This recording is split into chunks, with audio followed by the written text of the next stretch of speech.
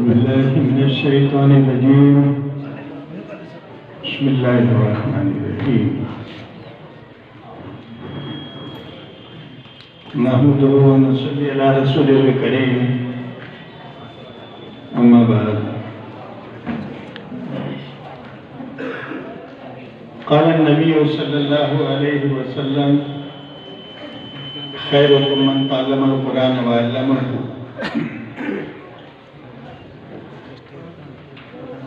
بزرگان دین، حضرات علماء کرام، معزز ترین حاضرین جلسہ اور اس بستی کے رہنے والے سبھی حضرات، مہمان حضرات، نوجوان دوستوں، پیارے بچوں، پس پردہ ہماری ماں اور بہنوں،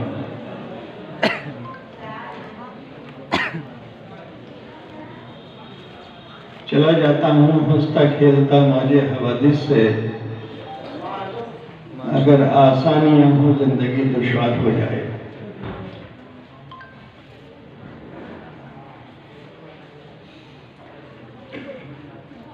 ہم اپنے اس ادارے میں جمع ہیں جس کا نام ہے جامعہ اسلامیہ عربیہ قاصر العلوم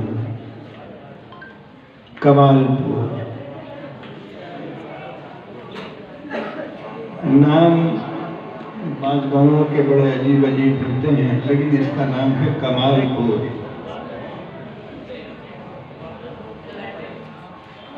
ماشاءاللہ یہاں ہمارے جامعہ میں قاصر العلوم میں خدمت کرنے والے ہمارے بہت ہی عزیز رفیق گرامی حضرت مولانا مفتی فراہیم صاحب قابل مبارکباد ہیں کہ انہوں نے کمال پور میں رہ کر قاصر العلوم کو کمال درجے تک پہنچایا ہے۔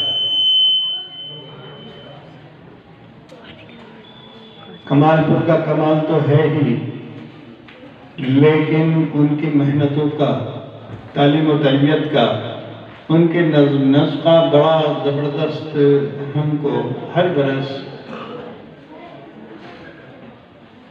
بڑھت ہی نظر آتی ہے، ترقی نظر آتی ہے۔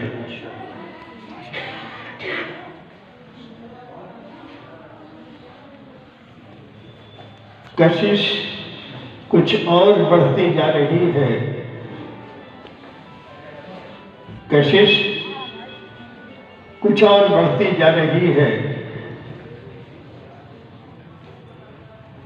یہ کشش یاد رکھنا، ہم لوگ ایئرپورٹ کے راستے پہ جا رہے تھے تو راستے میں مجھے کچھ اس طرح کی دکانیں اور دیکھنے کا کچھ ذوق تھا۔ تو مجھے بینائی بڑی نیک ہے، اللہ کا شکر ہے میں اس لائق بنا اللہ تعالیٰ نے علاجوں سے کہ میں آپ کو دیکھ رہا ہوں، لیکن مجھے روشنی کا بڑا زبردست وہ ہو رہا ہے کہ سنبھالوں خود کو، کشتی کو بچاؤں یا تمہیں دیکھوں، یہ تم نے کیا کیا آواز دے دی مجھ کو ساحل سے۔ ایئرپورٹ کے راستے میں گزر رہے تھے، وہ پورا علاقہ دوسروں کا ہے۔ کبھی میں نے دیکھا کہ ظہورہ ایمپوریم، اور ایک بار دیکھا کشش، یہ لفظ بہت استعمال ہو رہا ہے، کشش ایمپوریم۔ کشش بالکل فارسی کا لفظ ہے، مکمل اردو میں استعمال ہوتا ہے، لیکن استعمال دوسرے کر رہے ہیں، اور ہماری زبان اتنی عام ہوئی، بلکہ یہ سمجھیے کہ یہ زبان اتنی عام ہوئی، بار بار جب میں اس بات کو کہہ رہا ہوں تو اس بات میں کوئی دم ہوگا، اتنی عام ہوئی کہ لوگوں نے اسے استعمال کیا، لیکن جو اردو زبان ہم سے جوڑ دی گئی ہے وہ ہمارے پاس تو رہی نہیں، صرف مدرسوں اور مکتبوں میں رہ گئی ہے۔ عام کلچر میں، تہذیب میں، استعمال میں اردو ٹمٹماتے چراغوں کی طرح، اب تو ہمارے شادی بیاہ کے کارڈ بھی وہ سب اردو میں نہیں آتے، کچھ لوگ ہیں، کچھ اردو کچھ ہندی ملی جلی استعمال کر لیتے ہیں، حالات ہے، بدلاؤ ہے۔ وہ زبان جو ہم سے جوڑ دی گئی تھی، حالانکہ یہ ملک کی زبان ہے، سب کی زبان تھی، لیکن جو ہم سے جڑی ہوئی زبان ہے اس کا نچوڑ خلاصہ اب یہ پہنچ رہا ہے کہ وہ مکتب اگر نہیں ہوتے، مدرسے اگر نہیں ہوتے تو اس اردو زبان کا شاید تذکرہ بھی نہ ہوتا۔ تو میں نے دیکھا کہ کشش ایمپوریم لکھا ہوا ہے۔ یہ کشش ایمپوریم والے لوگ ہم نہیں ہیں، یہ وہ لوگ ہیں جنہوں نے پنجاب میں، اطراف پنجاب میں اردو سیکھی تھی، استعمال کی اور کرتے رہے۔ ایک زمانے میں دلی سے نکالنے والے 2 بڑے اخبار تھے، اور ایک جالندھر سے نکلنے والا جو ہندوستان میں اردو کا سب سے زیادہ چھپنے والا اخبار تھا، اس کا نام جانتے ہیں آپ لوگ؟ سماچار۔ کیا نام تھا اردو کا اخبار؟ جو جالندھر سے نکل رہا تھا، لیکن جب آنکڑے آئے ہندوستان کے تو اردو کا سب سے زیادہ چھپنے والا کوئی اگر اخبار تھا تو وہ سماچار اردو۔ تو اسی طریقے سے ملا پر پردہ اخبار پڑھے جاتے تھے، یہ بھی اسی حلقے میں پڑھے جاتے تھے جو اردو دا حلقہ تھا، اور وہ اہل پنجاب تھے۔ آپ سمجھے کچھ اشارے کو؟ سب پنجابی، سب دوسرے دوسرے دوسرے۔ اس زبان کی حفاظت، استعمال، ابھی ایک بہت زبردست انہوں نے کلام پیش کیا، ان کا ہے یا کس کا، یہ تو ان کو معلوم ہوگا۔ میں بہت غور سے سنتا ہوں ہر چیز کو۔ وجہ سکون خاطر ناشاد ہو گیا، سمجھتے ہو؟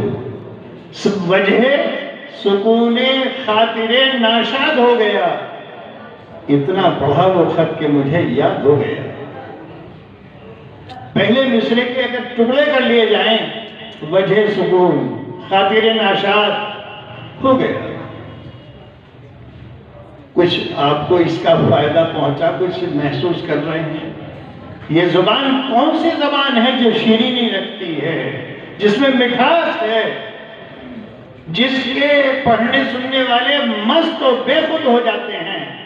وہ زبان ہے جس زبان میں آج ہمارے دینی کتابوں کا سرمایہ سارا اردو میں، اور اگر یہ ہمارے مدرسے اور مکتب نہ قائم رہتے، نہ ہوتے سرزمین ہندوستان میں، تو اردو کا نام لیوا پانی دیوا بھی کوئی نہ رہتا۔ ایسا ہے؟ ہاتھ اٹھا کے بتاؤ، ایسا ہے کہ نہیں ہے؟ اردو کی خدمت کون کر رہا ہے؟ نہیں، آپ نے ہاتھ اٹھایا، نہیں سمجھ میں آئی آپ کی بات کہ اردو زندہ ہے تو ان مدرسوں اور مکتبوں کے دم سے زندہ ہے۔ وحشت، ہم اپنی باتیں پناہ چھوڑ جائیں گے، پھر تم پھرو گے چاک گریباں کیے ہوئے، ہے یہ نہ رہا، ہے وہ نہ رہا۔ ہمیں اپنے کردار کی احساس تلافی کرنی ہے۔ یہ زبان آپ کو کہیں دوسری جگہ ملنے والی نہیں ہے۔ یہ زبان تو وہاں سے بھی ہٹائی جا رہی ہے جس کے بڑے بڑے شعبے ہندو یونیورسٹی بنارس میں ہیں، نام بدل دیے گئے۔ تمہارا الہ آباد بینک کا نام ہی بدل دیا گیا ہے، انڈین بینک ہو گیا ہے۔ تو الہ آباد کا نام بدلا تو سب ہی بدلتے گئے۔ لیکن میں نے کہا تھا کہ میں کہاں رکتا ہوں، عرش و فرش کی آواز سے مجھ کو جانا ہے کہیں اونچا حد پرواز سے۔ حد پرواز سے کیسے جا پاؤ گے جب تمہارے پاس جو ہے عزائم ہی نہیں ہے، حوصلہ ہی نہیں ہے، جب تمہارے ارادے ہی نہیں ہیں؟ اس لیے ہمیں زندہ کرنا پڑے گا ان تمام اپنی باتوں کو، اس سنسکرتی کو، اس تہذیب کو، اس تمدن کو اجاگر کرنا پڑے گا۔ بلا شبہ اس میں کوئی دو رائے نہیں ہے۔ میں آپ کو ابھی افغانستان لے جاتا ہوں، میں رشیا کی باتیں کرتا، یوکرین کی باتیں کرنے سے کوئی فائدہ نہیں ہے۔ وہ گلے کے زور پر لیتے رہے دادے سوغن، اور ہم ارباب فن لٹتا چمن دیکھا کیے۔ سارا منظرنامہ سب کو معلوم ہے، ہر آدمی باخبر ہے، بے خبر کوئی بھی نہیں ہے۔ زمانے میں میڈیا کا سب واقف ہیں۔ اشارے تو ہو سکتے ہیں لیکن اس کو باقاعدہ وشے موضوع نہیں بنایا جا سکتا. اس لیے ہمیں اپنے حالات کا جائزہ لینا ہے کہ ہم کس منزل میں ہیں اور منزل مقصود ہے کیا ہماری. ہم تو دعا کرتے ہیں اللہ تعالیٰ سے سب مل کے, ہم کہہ رہا ہوں میں نہیں کہہ رہا ہوں, ہمیں سب کو مل کر یہ دعا کرنی چاہیے کہ اللہ تعالیٰ ہمارا وجود باقی اور سلامت رکھے. اگر ہمارا وجود باقی اور سلامت رہا ملت اسلامیہ کا, ہر ملت کے فرد کا, اس لیے کہ علامہ اقبال نے یہ بات کہی تھی کہ فرد قائم رکھتے ملت سے ہے تنہا کچھ نہیں. فرد قائم رکھتے ملت سے ہے تنہا کچھ نہیں. موج ہے دریا میں اور بیرون دریا کچھ نہیں. فرد جانتے ہو, ایک انسان کو, ایک آدمی کو فرد کہا جائے گا. فرد واحد ایک آدمی. تو فرد مل کے افراد ہوتے ہیں. ایک ایمان والا مل کے ملت بنتی ہے. اللہ کے نبی حضور دو عالم صلی اللہ علیہ وسلم. ایک تو میں معافی کے ساتھ یہ بات کہتا ہوں کہ کبھی بھی اپنی گفتگو میں چاہے کوئی نظامت کر رہے لوگ ہوں, چاہے خدمت کرنے والے حضرات ہیں, وہ کسی بھی عالم دین کے ساتھ حضرت اقدس کا استعمال نہ کرے. اللہ کے واسطے یہ اللہ کے ساتھ استعمال ہوتا ہے. قدس, اقدس, مقدس اللہ کی ذات. اس زود بیانی میں وہ گدھے کے زور پر لیتے رہے داد و سخن, اور ہم لڑتا چمن دیکھا دیا. تم نے خدا کے برابر میں لا کے کھڑا کر دیا.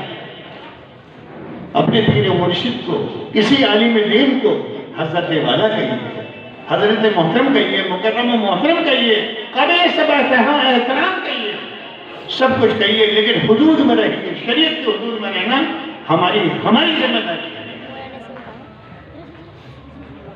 جتنے بڑے بڑے نام پکارتے ہو, کسی صحابی رسول کے ساتھ میں نام آتے ہیں کیا؟ بھائی حضرت اقدس کسی صحابی رسول کو کہا جاتا ہے کیا؟ جب اللہ کو کہا جائے گا, اللہ کے نبی کا بھی بہت ہی زیادہ حدود میں ہے. اسلامی شریعت حدود کا نام ہے. اگر حدود سے باہر جاؤ گے تو حدود شریعت سے نکل جاؤ گے. علامہ اقبال اسی لیے کہتے ہیں, بتوں سے تم کو امید ہے. اہل علم بیٹھے ہوئے ہیں, دانشور بھی ہیں, علماء بھی ہیں, متقی پرہیزگار بھی ہیں, دین کے راستوں میں چلنے والے, کام کرنے والے حضرات بھی ہیں. علامہ اقبال کہہ کے گزر جاتے ہیں, بتوں سے تم کو امید ہے, بتوں سے تم کو امید ہے, خدا سے نہ امیدی. بتوں سے تم کو امید ہے, خدا سے نہ امیدی. تو بتا تو صحیح اور کافری کیا ہے. بتوں سے تجھ کو امید ہے, خدا سے نہ امیدی. تو بتا تو صحیح اور کافری کیا ہے. کیا فرق ہے شرک اور کفر میں؟ فرق سمجھتے ہیں؟ ایمان اور کفر اور شرک میں فرق کیا ہے؟ ہر حال میں ہمارا اللہ ہے, وہی سب کچھ کرنے والا ہے. وہ جو کرے گا وہ کرے گا. ایک دور آیا ہندوستان کی سرزمین اور دھرتی پر, اللہ تعالیٰ نے وقت کے حساب سے بڑے بڑے رشی منیوں کے سامنے, بڑے چمتکاروں کے سامنے اولیاء اللہ پیدا کیا. نہ دہلی خالی تھی, نہ ریگستان خالی تھا. پیران کلیر ہوں, چاہے سرہن شریف کے رہنے والے حضرات ہوں, چاہے حضرت پیر نظام الدین ہوں, بابا شکر گنج شکر رحمت اللہ علیہ ہوں, خواجہ باقی اللہ رحمہ ہوں, ان چمتکاریوں کے سامنے اللہ تعالیٰ نے ویسے ہی پیدا کر دیا. کچھ سمجھ میں آئی بات؟ بھوک ماری یہ اڑا دیا. تو ایسے حضرات پیدا کیے. وہ وقت کا تقاضا تھا, وہ دوا تھی, وہ علاج تھا, فرسٹ ایڈ کا زمانہ تھا کہ اللہ تعالیٰ نے ایسے ہی ولی رشی منیوں کے سامنے پیدا کیے. کیونکہ دور وہی تھا. وہ بہت لمبی بات نہیں کرنی ہے ہم کو. جب یہ ملک غلام تھا, اور غلامی بھی ایک دو دن کی نہیں تھی, 900 برس کی آزادی کے بعد کیسے تھے وہ لوگ، ان پر تبصرے کی ضرورت نہیں ہے. اگر وہ کچھ ہوتے تو یہ سب کچھ نہ ہوتا. بہت موقع ملا. 900 برس، 1-2 برس کا زمانہ نہیں ہے، لیکن اس کے بعد ہماری کمزوریوں کا فائدہ اٹھا کر اسی سرزمین پہ 190 برس کا زمانہ جس قوم کو ملا وہ آج بھی زندہ و جاوید ہے، وہ ہے. لیکن جو 900 برس والے تھے وہ بھی ہیں موجود. ان کے احوال و آثار، ان کے ورثے کے امین آج بھی زندہ ہیں، لیکن چلے گئے لوگ.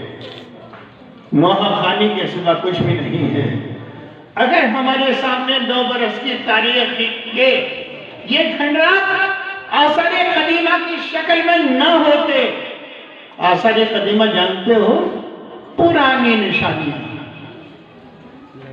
یہ دہلی کی جامع مسجد، یہ قطب مینار، یہ تاج محل اور فتح پور سیکری، بلند دروازہ، یہ تاریخ کے وہ کھنڈرات ہیں کہ منہ سے بتاتے ہیں کہ شکستہ منحرف دیوار و در ہیں. ہماری عظمت یہ رفتہ کیا گیا ہے. جو ہماری عظمت چلی گئی ہے اس کی یادیں ہیں جو کھنڈرات کی.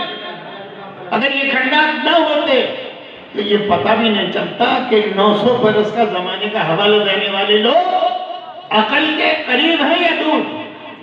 نہیں، آثار موجود ہیں، لیکن وہ آثار کس شکل میں ہیں؟ شکستہ، منہدم دیوار و در ہیں. ہماری عظمت رفتہ کی یادیں ہیں. مجھے بتاؤ 900 برس کی تاریخ کا معاملہ جب سمٹ کر رہ گیا اس دھرتی پر، تو اس وقت کے ہمارے جو احوال ہیں، یہ جو بالوں پر ہیں، ان کی کتنی بڑی حیثیت ہے. یہ مسجدیں، یہ مدارس، یہ ہماری خانقاہوں کا جو موجود نہیں، چلتے پھرتے خانقاہیں ہیں. حضرت مولانا پیر ذوالفقار علی صاحب رحمت مدد علی کا نام آ رہا. ٹھیک ہے، بہت بڑی ہستی ہیں، بہت بڑے عالم دین ہیں. وہ نظر سے دور تو ہیں، مگر یہ عجیب صورتحال ہے. ہم وقت پیش نظر بھی ہیں، نہ فراق ہے نہ وصال ہے. کیا سمجھے آپ؟ وہ ہیں، ابھی ہیں. کچھ ماننے والے بھی ہیں، کچھ چاہنے والے بھی ہیں. وہ یہاں نہ آ سکے تو لوگ مدینے اور مکے میں ان سب ملاقاتیں کر لیتے ہیں. حضرت پیر صاحب یا اس جیسے لوگ، ان جیسی ہستیاں جو دنیا سے چلی گئی ہیں، بھئی ان کو دیکھ کر یہ پتہ چلتا ہے کہ واقعی کھنڈرات سے ظاہر ہے کہ عمارت عظیم تھی. کھنڈرات سے تو پتہ چلتا ہے کہ عظیم عمارت تھی. بھئی کسی عظیم تاریخ کا پتہ تو کھنڈر سے چلے گا کہ بھی ہاں عمارت تو بڑی ہوگی، البتہ کھنڈر میں بدل گئی ہے، کبھی تاریخ ہوگی اس کی. اس لیے تازہ خواہی داشتہ منگر داغ ہے سینہ را، گاہے گاہے باز خواہی قصہ پاری نہ را. اگر تم اپنی تاریخ کو زندہ رکھنا چاہتے ہو تو کبھی کبھی ماضی کو، گزرے زمانے کو دہرا لیا کرو، سن لیا کرو. کیا ضروری نہیں ہے؟ اگر آپ اپنی تاریخ کو بنانے جا رہے ہیں، اللہ کرے بنانے، عزم کریں، حوصلہ کریں، اس میں ملت سے جڑنا پڑے گا. کلمے کی بنیاد پر جوڑ لگانا پڑے گا، ایک دوسرے کا لحاظ و احترام بھی کرنا پڑے گا. میرے بزرگوں اور میرے بھائی، میں یہاں سے ایک بات کہتا ہوں، آپ پوری طرح متوجہ ہیں. اللہ کے نبی حضور دو عالم صلی اللہ علیہ وسلم جو نبی آخر زمان ہے، آپ کو معلوم ہے کہ جس زمین و دھرتی پر اللہ کے نبی کو اللہ نے اتارا، پیدا کیا، وہ کیا ہے؟ مکہ شریف. کیا ہے وہ؟ بڑے نام والے تھے. جس خاندان میں اللہ کے نبی پیدا ہوئے، بڑے بڑے لقب ہیں، ہاشمی بھی کہتے ہیں آپ کو، اور قریشی بھی، مطلبی بھی کہتے ہیں۔ خیر یہ نسبتیں ہماری ہیں جو وہاں سے جڑ جاتی ہیں اور ہم انہی کے نام لیوا ہیں۔ تو اللہ کے نبی صلی اللہ علیہ وسلم کو جس بات کی پھر لاحق تھی، وہ جو ذمہ داریاں اللہ نے اللہ کے نبی کو دی تھی، نبی آخر زمان اب تو کوئی آنے والا نبی ہے نہیں۔ اور یہ قرآن عظیم، یہ قرآن عزیز، یہ کلام پاک جو اللہ کا کلام ہے براہ راست، جس میں قتل بوت کی کوششیں کی جا رہی ہیں، وہیں کے رہنے والوں سے کرایا جا رہا ہے یہ کام، لیکن ایک لفظ بھی قرآن پاک سے آپ نکلوانا گوارا کر لیں گے ملت اسلامیہ اہل ایمان کا کیا یہ ذمہ داری ہے کہ نہیں ہے؟ اور ان کا جذبہ ہے نہیں کہ ہم قرآن میں کوئی لفظ بھی نہ گھٹوانے کے اور نہ بڑھوانے کے حق میں ہیں اور برداشت نہیں کر سکتے۔ یہ ایمان ہے نہیں ہمارا ایمان ہے، قرآن پاک، قرآن پاک، قرآن عزیز ہے۔ اللہ کے نبی حضور دو عالم صلی اللہ علیہ وسلم جو صاحب قرآن آپ پر نازل ہوئے، جیسے جیسے ضرورت پڑتی رہی اسی طرح کی صورتیں نازل ہوتی رہی۔ حضرت جبرائیل علیہ السلام کے ذریعے اللہ کے نبی حضور دو عالم صلی اللہ علیہ وسلم جس نسل میں پیدا ہوئے، جس خاندان میں آپ کی ولادت ہوئی، ولادت باسعادت ہوئی، آپ نے حرمین شریفین کے اندر ایک چھوٹی سی لائبریری براون میں دیکھی ہوگی جہاں زمزم ہے، اور بادشاہ دھنوت کا وہ بہت بڑا قلعہ ہے اسی طرف جہاں سے زمزم لینے لوگ جاتے ہیں، وہاں ایک لائبریری نظر آتی ہے، کتب خانہ بنا دیا گیا ہے۔ وہ اللہ کے نبی کی پیدائش کا گھر ہے۔ جو حجاج کرام گئے ہوں گے یقیناً انہوں نے دیکھا ہوگا، کوئی سجاوٹ نہیں، کوئی بھی اس کا سسٹم نہیں۔ اگر ہم ہندوستان میں ساتھ یہاں کے رہنے والے ہوتے تو کیا کیا بنا دیتے۔ آج میں کوئی تبصرہ حکومت سعودی عرب پہ نہیں کرنا چاہتا، بڑا بدلاؤ ہے۔ اللہ حرمین شریفین کی حفاظت فرمائے، اللہ تعالیٰ اہل ایمان کی حفاظت فرمائے۔ ہمارا ایمانی رشتہ ہے، حرم میں تبدیلی ہوتی رہی، کعبۃ اللہ کے اندر تبدیلیاں ہوتی رہی فی زمانہ، لیکن حرم حرم رہا، کعبہ کعبہ رہا، اور قیامت تک وہ سلسلہ چلتا رہے گا، جاتے رہیں گے لوگ۔ تو میں یہ عرض کر رہا تھا کہ اللہ کے نبی حضور دو عالم صلی اللہ علیہ وسلم جس نسل میں، جس خاندان میں، جس حسب نسب سے ان کا تعلق تھا، ان مکے والوں نے اللہ کے نبی کو مکے میں جمنے نہیں دیا، رہنے نہیں دیا، دشمن ہو گئے، بیگانہ بن گئے، اپنا ختم کر لی، نکال لیں گے۔ اللہ کے نبی اپنی جان بچا بچا کے حضرت ابوبکر صدیق کو لے کر جان بچا بچا کے کس طرح سے تاریخ اسلام وہاں سے نکل ہی گئے۔ اللہ کے نبی حضور دو عالم صلی اللہ علیہ وسلم طائف گئے تو وہاں بھی صحابہ کو اللہ کے نبی کو لہو لہان کر دیا، وہی کہا کہ لوگ تھے، وہی لوگ تھے، لیکن اللہ کو نظام چلانا تھا۔ مدینے والوں کو جو توفیق ہوئی، جو ایمان والے تھے، جو ایمان میں داخل ہو چکے تھے، ان لوگوں نے اللہ کے نبی کا استقبال فرمایا اور دعوت دی۔ اللہ کے نبی مکے کو چھوڑ کر، زیادہ فاصلہ نہیں ہے، 500 کلومیٹر ہے صرف، آپ مدینے آ جائیں گے۔ اللہ کے نبی نے فیصلہ فرما لیا۔ تو ہجرت کا سبب اسلامی شریعت سے ہمیں ملتا ہے۔ اگر کوئی آدمی گاؤں سے کاروبار کے لیے شہروں میں چلا گیا تو ہجرت ہی تو کر کے گیا ہے، وہ برائے تجارت ہے، لیکن ہماری تجارت میں اور اللہ کے نبی اور صحابہ کی زندگی میں یہ بہت بڑا فرق ہے جو آج ہے۔ اللہ کے نبی اور صحابہ کی زندگی جو ہے ہجرت کی، اس میں دو چیزیں ہیں، ہجرت برائے اشاعت شریعت، برائے اشاعت اسلام ہے، یعنی تجارت اور دعوت دونوں ساتھ ساتھ چلی ہیں۔ یہ معاملہ خالی نہیں ہے کاروبار کے لیے چلے گئے، لیکن وہ کام رشتے ناطے کا جو گاؤں سے تھا چھوٹ گیا، یا دعوت کا کام، یا دین کا کام، ادارے کی خدمت کا کام وہ چھوٹتا چلا گیا۔ ایسا نہیں ہونا چاہیے۔ اللہ کے نبی مدینے پہنچے،